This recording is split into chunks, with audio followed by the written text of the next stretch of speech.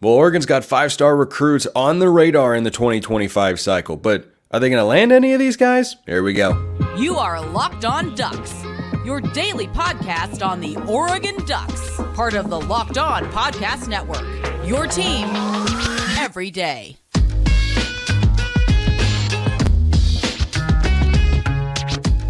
Yes, it is that time once again for Locked On Ducks. I'm your host, Spencer McLaughlin. Thank you so much for making this your first listen or your first view of the day. Part of the Locked On Podcast Network, your team every day, and your number one source to stay up to date with the Ducks. If you have not already, please like, comment, subscribe, rate, and review wherever you listen to or watch this show, which today is brought to you by our friends at LinkedIn. These days, every new potential hire can feel like a high-stakes wager for your small business. That's why LinkedIn Jobs helps find the right people for your team faster and for free. Post your job for free at linkedin.com/LockedOnCollege. Terms and conditions apply. They are also our recruiting sponsor here at the Locked On Podcast Network. We've got our recruiting guy, Brian Smith, on the show today. Couple of 5-stars I want to ask you about, Brian. Let's start with the one who I've mentioned on the show previously. Dakorien Moore is a 5-star commit to LSU at this time, but Oregon has reportedly continued to recruit him and pursue him. How are those efforts going? Well, they got him on campus recently for their big junior day, and he's got a good relationship with Lanning. That's the starting point. Now, the question is, can they get him back out for spring or something to that effect? I don't know.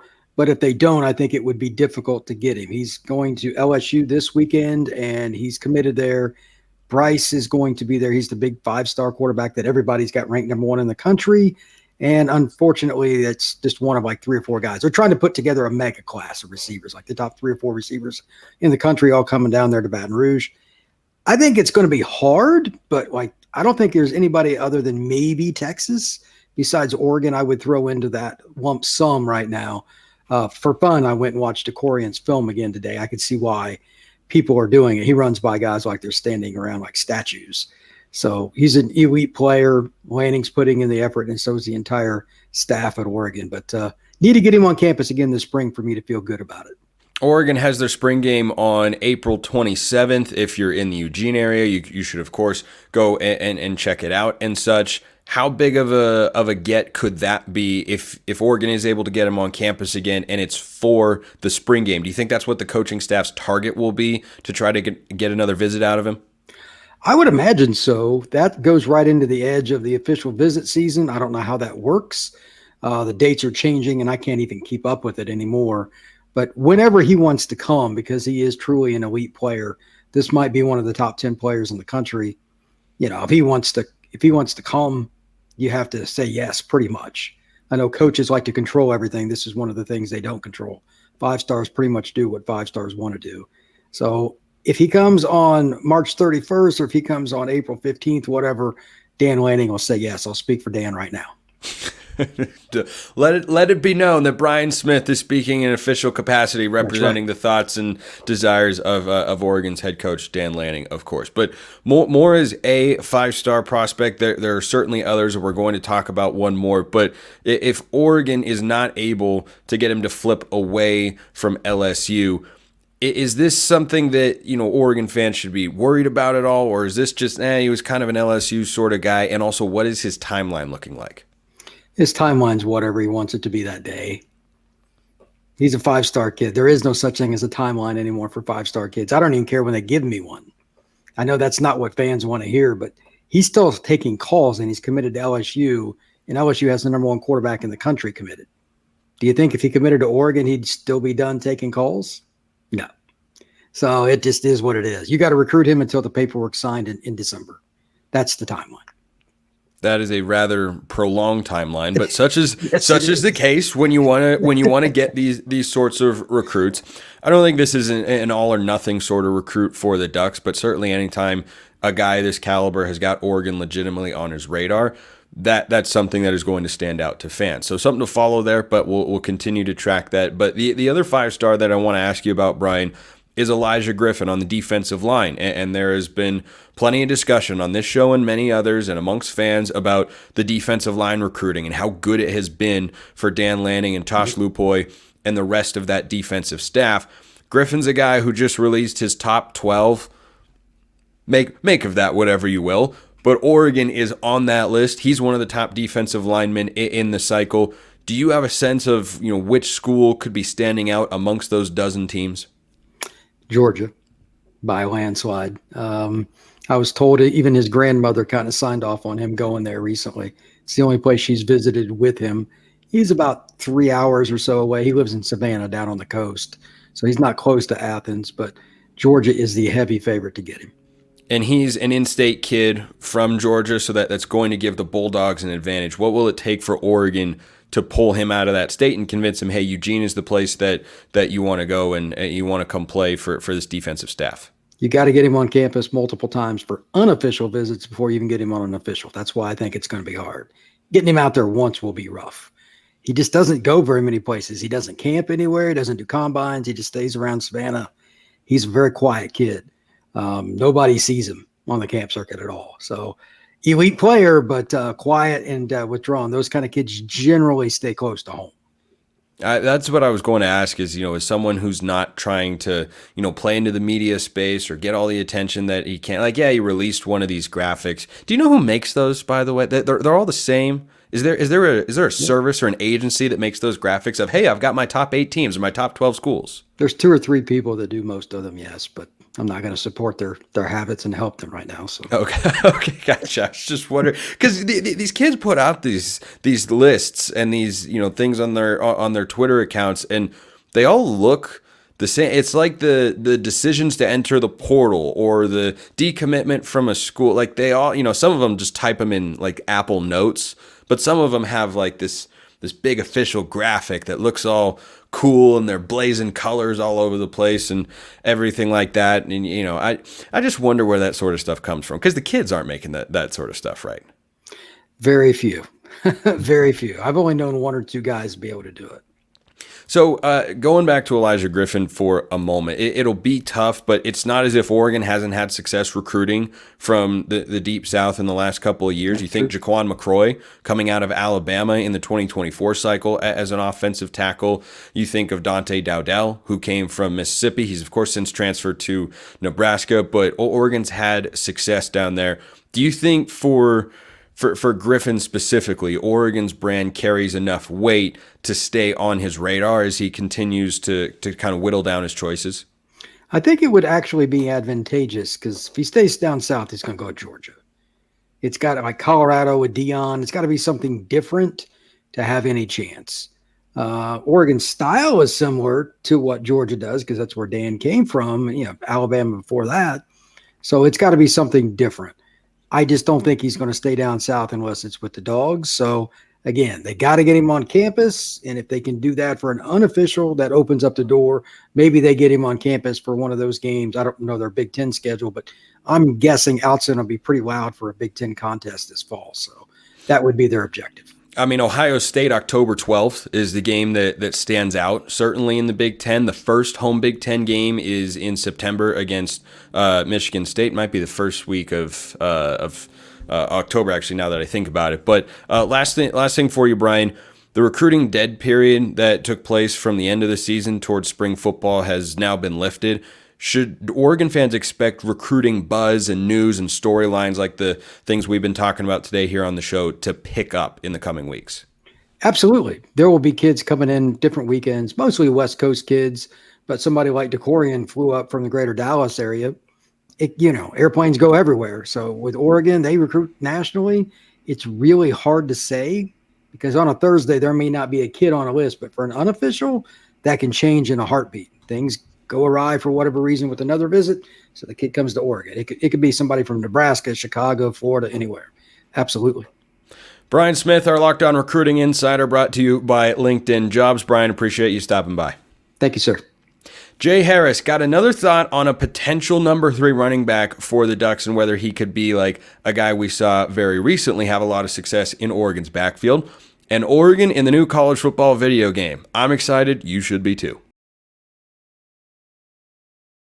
Before all of that, let's talk about our friends at Amazon Fire TV. Fire TV is your destination for sports. From live game highlights to in-depth analysis, Fire TV offers amazing viewing experiences with smart TVs, as well as the Fire TV stick that you can plug into your existing TV that provides access to millions of movies and TV episodes, as well as free and live TV. Whether it's opening weekend for baseball, which is right around the corner, or it's already begun for Oregon baseball, of course, or the college basketball tournament, you're going to want to have a Fire TV. Fire TV recently created Fire TV channels to deliver a constant supply of the latest videos from your favorite sports brands, all for free. That includes all of us at Locked On, by the way, and most of the big pro leagues and college conferences as well.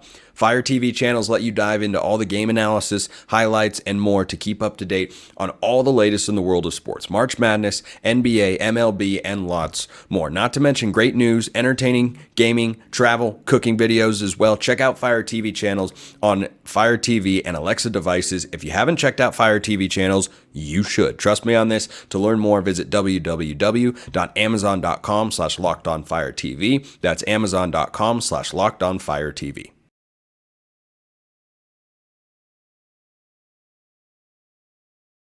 I'm most excited for the question I'm going to answer, but had some thoughts about something that I discussed yesterday on the show. So, Jay Harris is the Northwest Missouri State transfer that Oregon brought in at running back this year. 24/7 Sports has got him as a 3-star guy coming over to the Ducks in the portal, which doesn't mean a ton, just that he doesn't have a ton of hype, at least in the scouting community, for his addition to the Ducks, but he was very productive at Northwest Missouri State. I don't know what their mascot is, but he was a Division II All-American.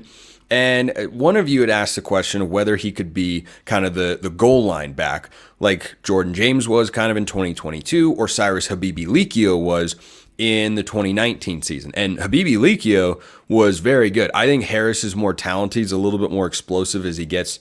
I think he's a lot more explosive actually as he gets to the second level. But interestingly enough, in his final season with the Ducks, Cyrus Habibi-Likio was listed at 6'2", 215 pounds, and he was in there to do one thing and one thing only. That was pick up short yardage and score touchdowns. And that's what he did. And he was very good at it. And we saw Jordan James do the same thing in his true freshman season. He, of course, is going to have a much more expansive role in 2024.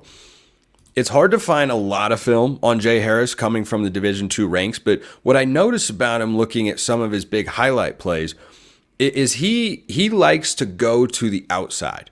He's got tremendous speed, and he's got really nice lateral movement, and he's just a better athlete than the guys he was going up against at the Division II ranks, hence why he was an All-American and is now going to play for the Ducks. So I'm not saying I doubt his ability to run between the tackles. He's got a physicality to him. I just don't know if he's stylistically the sort of guy who's going to take the ball and just be willing to surge forward. Because when you're coming in as a short yardage designated guy like Mike Tolbert with the Chargers back in the day, or Cyrus Habibi-Likio or Jordan James, or I'm trying to think, LeGarrette Blount a little bit when LaMichael and Kenyon took over in 2009. Typically, that's not a horrible comp for him, LeGarrette Blount, though Blount was a beast. That was a big guy. He's bigger than probably any Oregon running back we've seen in the last 15, 20 years. But when you're thinking about a guy who you're going to say, okay, here's what your role could be as the number 3 back, on 3rd and 1, we're putting you in the game, and sometimes we're going to give you the ball, and sometimes we won't, but when we do, we just want you to pick up those yards. You don't want a guy who is going to look for the big play and try to bounce to the outside. So if he can make that sort of adjustment, which physically he's capable of doing, then yeah, he could serve in that 3rd running back role as a short yardage specialist. But I think this is going to be primarily a 2-headed backfield. And the other thing is, with Jaden Lamar there, who is a talented guy himself. Remember, he was a 4-star recruit coming out of high school, who I believe the Ducks flipped from Notre Dame when he committed in the 2023 class. If Whittington were to not be healthy, or if Jordan James were to go down with an injury at some point in time, I feel like Jaden Lamar is probably going to be ahead of Jay Harris for that role. But who would be more well-suited with their physical traits to be a number 3 goal line back? That would be Harris, right? He looks kind of like Najee Harris when he runs, who is a big guy and certainly has a physical element to the way that he runs the football. But I just wonder about that. A guy who's used to being able to bounce outside, make big plays, and make guys miss in the open field, can he suddenly become not just capable between the tackles, which I don't know that he isn't. Again, I can't find that much film on him. I look and look and look, but it's just not really there. But at least at the college level, I think he is somebody who has the ability. But is he going to make it happen? I don't know. And I don't expect him to have a big role, but I think he is a good guy for Oregon to have if you do start to suffer injuries. I mean, once upon a time, LeGarrette Blount was suspended, and you had to have the next two guys come in, which was Michael James and Kenyon Barner. And look, if Jordan James or Noah Whittington were to go down, maybe you would then see a split between Jaden Lamar and Jay Harris. I think those two guys could, play kind of a hot hand because they have much different styles. Lamar is a little bit more of a scat back. He's shiftier, whereas Harris is more of a big bruiser there. So that was a thought I had and wanted to share that. Before I get to mailbag question, mailbag is always open. YouTube comments or X, formerly known as Twitter, at @SMcLaughlinCFB or at Locked On Ducks. If you want priority access, go join the flock over at Subtext. Sam sends in this question. Hey, Spencer, I have two questions. How hyped are you to play NCAA 25? What is the first thing you're going to do? I'm playing with the mascots, and I'm really interested in Trent Ferguson. He has a basketball and lacrosse background, only been playing football for 2 years. I think he's 6'7", 300 pounds, and moves well, could develop into a good player in 2 to 3 years. What do you think? So, for Trent Ferguson, his exact size as listed on 24/7 Sports is indeed 6'7", 300 pounds. And he is definitely, from West Salem High School in Oregon, looks like more of a project, but doesn't mean he couldn't become a really, really capable tackle when you have the size at 6'7". Yeah, that's something that you can see happening. But as far as 2024 goes, I don't think there will be any true freshman offensive line playing. I would have said that last year as well. And, of course, Iapani Lalaulu, or Poncho as we know him, who's going to be Oregon's starting center this year. He played a lot. He was the sixth offensive lineman, essentially a starter. So, someone could work their way into the mix, but the most likely guy would be Jaquan McCroy, who's just a mammoth of a human being. And I don't think that McCroy even cracks the rotation because Oregon has two really good tackles. I mean, unless you have injuries to both of them, God forbid, then I don't see that taking place. But on the EA college football question, which is an important distinction, it is called EA College Football 25, not NCAA 25. It's a semantical thing, but we all know what we're talking about there. The first thing that I'm going to do is just play the game. I was never really into the mascot mode. I think it's cool and fun. A lot of people like it and whatnot, and playing with, the duck at every position. That's all good and fine. But I just want to feel the game. I want to see college football on a game screen that I am controlling. Because aside from playing revamp for these last several years of NCAA 14, haven't had that in a long time. So I just want to see what it feels like, what the gameplay is. And then once I get a good feel for it, then I'm going into dynasty mode. Like I've already got a plan with some friends to have an online dynasty, which is wildly fun. Did that on the 360 with NCAA 14 and on revamped on the PS3. So definitely excited for that. But I'll probably play a few games as Oregon. I like playing people online sometimes, but it can be hit or miss with both your internet connection and the quality of the guy that you're going against. But first thing that I'm doing is just playing a game at odds. I'm pretty sure almost everybody at Oregon has opted in. Over 90% of the college football population of the players have opted into the game. I know that Dylan Gabriel was the first public one to do that for Oregon, and I just want to be able, going into this season, to play some games with Dylan Gabriel and Jordan James at running back, and just work some slant routes to Evan Stewart or Tez Johnson and take some deep shots. And it's just everything. Like I love playing the game and playing the X's and O's of the game, whether it's against a computer set to a hard setting or against a person. That's my favorite part of it personally. So that's what I'm most excited to do, is to just play it, see it, and feel it. And certainly Oregon will be a part of that. But then once I go into dynasty mode, Like we're winning national championships with Ball State and then moving on to Miami of Ohio and then going to, whatever lowly team, Georgia State or somebody like that. Those are teams that I've won national championships with in the past on previous dynasties. But there's another question about Oregon in the EA college football game, which I am most excited to discuss. I'm always excited to discuss LinkedIn as well, because when you're hiring for a small business, you want to find quality professionals that are right for the role. That's why you have to check out LinkedIn Jobs. LinkedIn Jobs has the tools to help find the right professionals for your team faster and for free. LinkedIn is not just another job board. LinkedIn has a vast network of more than 1 billion professionals, which makes it the best place to hire. It gives you access to professionals you can't find anywhere else. LinkedIn does all that while making the process easy and intuitive, and hiring's easy when you have so many quality candidates. So easy, in fact, that 86% of small businesses get a qualified candidate within 24 hours. LinkedIn knows that small businesses are wearing a lot of hats and might not have the time or resources to hire, and they are here to help. 2.5 million small businesses use LinkedIn for hiring, and you can too. Post your job for free at linkedin.com/lockedoncollege. That's linkedin.com/lockedoncollege to post your job for free. Terms and conditions apply. So this question came from Big Mike. Hey Spencer, could you do a prediction of what Oregon player ratings will be in EA college football? Thanks. I'd be most interested in Dylan Gabriel, Jordan James, Terrence Ferguson, Jabbar Muhammad, and Jeff Bossa.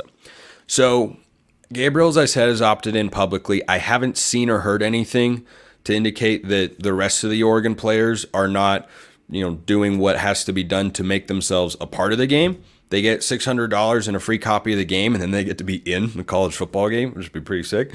So, over 90% of the players are doing it. I know Arch Manning is not. Okay. Like, that's fine.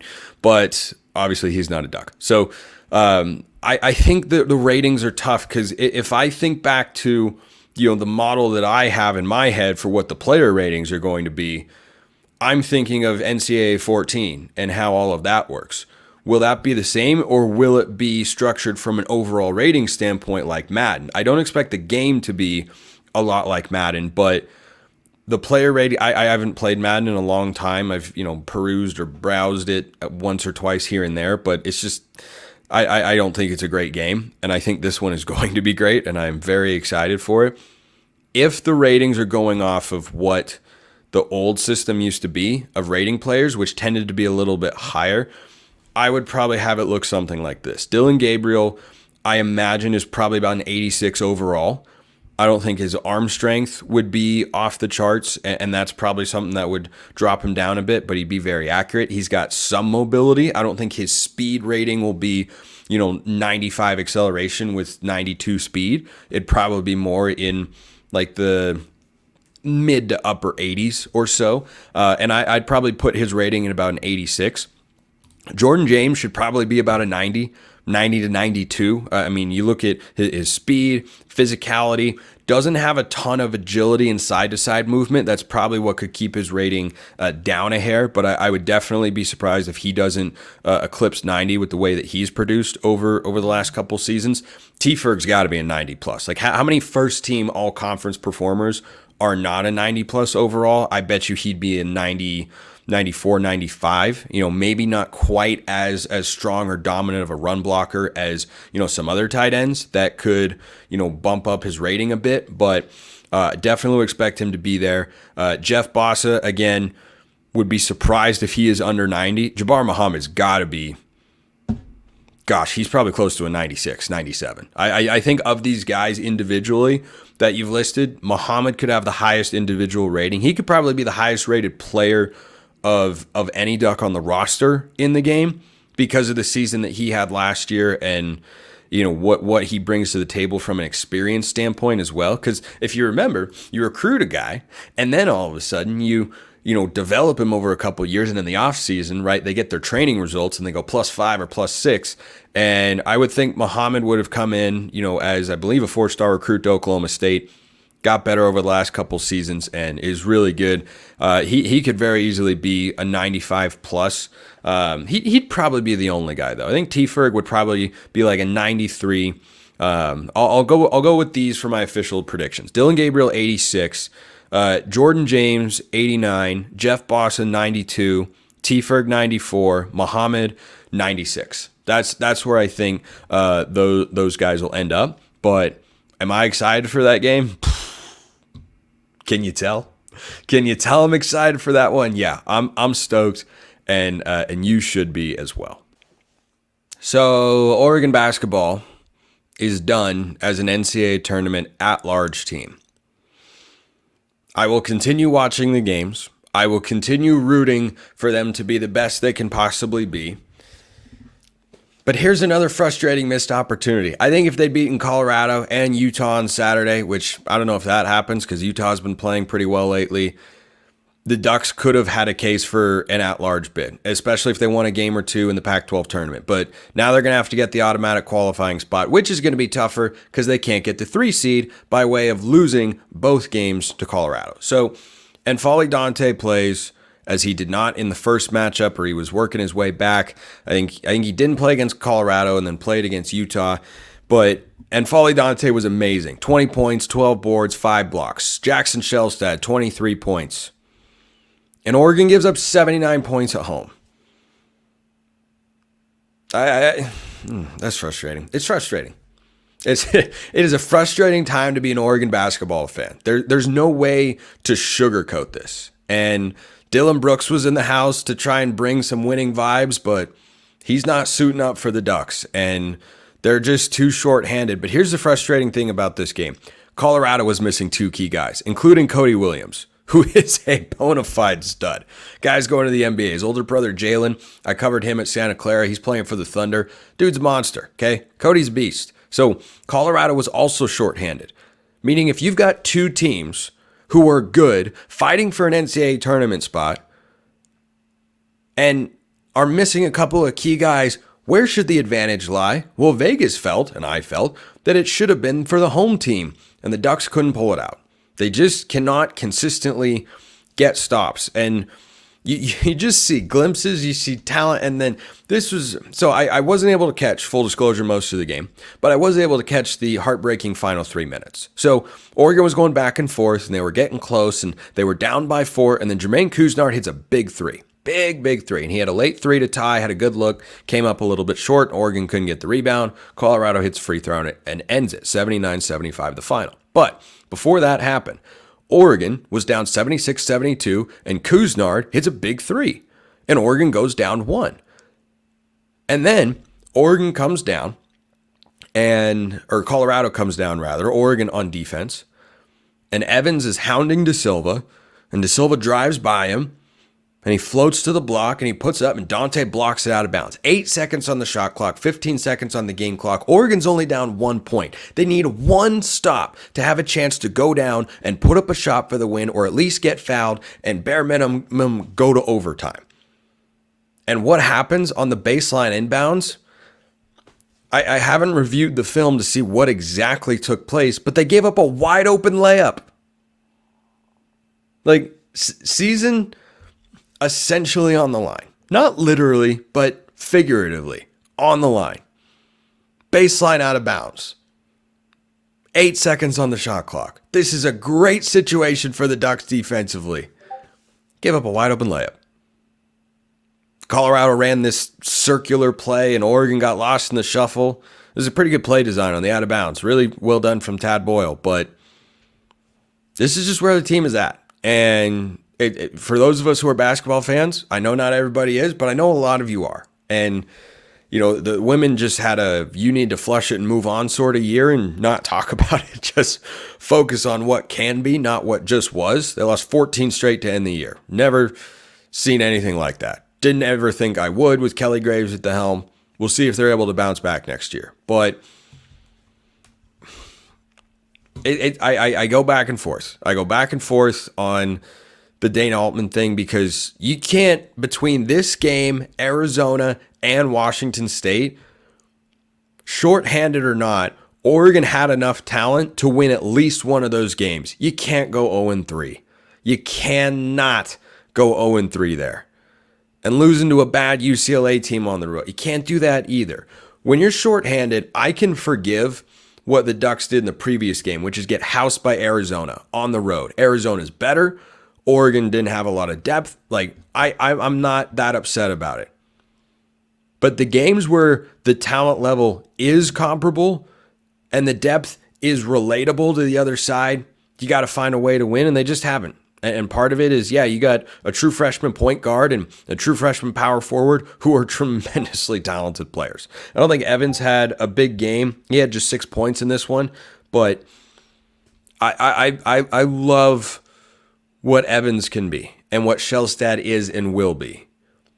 But yeah, this is a frustrating time. No other way around it. Appreciate everyone listening. I'll see you next time. Have a wonderful rest of your day, and go Ducks.